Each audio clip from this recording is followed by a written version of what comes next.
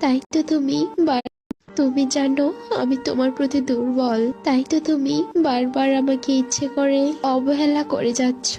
আমি কিছুই বলতে পারি না, কারণ তোমাকে হারানোর ভয় আমার মাঝে সব সময় কাজ করে।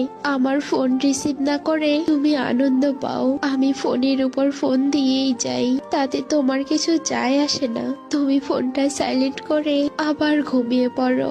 আমাকে অবহেলা করতে তোমার একটু আটকায় না। এমনকি তুমি এটা ভাবো না যে আমি তোমার কথায় কষ্ট পেলাম কি পেলাম না।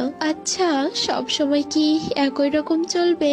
না, সব সময় একই রকম চলবে না। তোমার পিছনে পড়ে থাকে এই আমিটাও একদিন ঠিক বদলে যাবে। তোমাকে আর মেসেজ করবে না, কল দিবে না, এমনকি আমার ফোনে তোমার নাম্বারটাও পর্যন্ত খুঁজে পাওয়া যাবে না।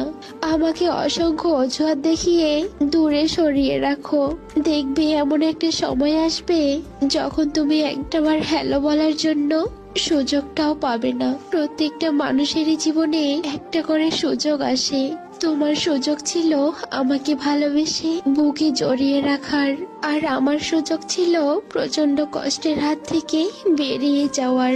আমি কিন্তু আমার সুযোগটা কাজে লাগাচ্ছি, আর তুমি জীবন নামক ফাঁকা একটা মাঠে হেরে যাচ্ছ।